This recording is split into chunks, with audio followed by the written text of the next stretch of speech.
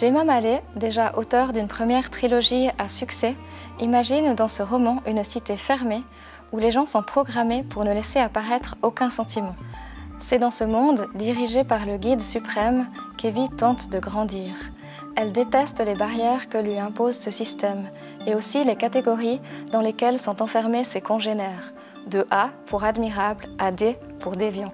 Elle se sent différente car des sentiments, elle en a, et surtout un, plus fort que tous, l'amour qu'elle porte à Raffi. Comme d'habitude, Evie arrivait en retard chez elle. D'1 heure cette fois. Parfois c'était plus. Peu importait, ses parents l'attendraient. Tout le monde travaillait dur dans la cité. Tout le monde était productif. Les esprits occupés étaient des esprits heureux, disait le guide suprême. Des individus productifs engendraient une société heureuse. Et travailler dur signifiait moins de temps pour réfléchir, moins d'occasions de laisser le mal s'épanouir. Mais lorsqu'Evie ouvrit la porte et entra directement dans la cuisine, comme elle le faisait toujours, elle constata qu'il n'était pas seul ce soir. Le frère, nommé par le guide suprême, leur mentor, leur guide, était assis à côté de son père, un grand verre de vin à la main.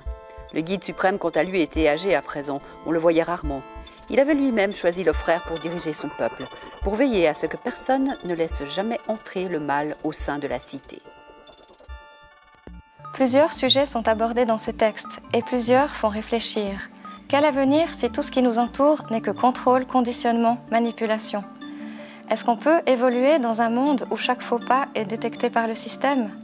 Evie et son compagnon Raffi en font les frais jusqu'au jour où ils décident de s'enfuir et d'affronter seuls l'extérieur. Ils vont alors comprendre à quel point ils ont été dupés et vont mener une guerre pour essayer de retrouver leur liberté. Un roman dynamique qui plaira assurément aux lecteurs de la Déclaration.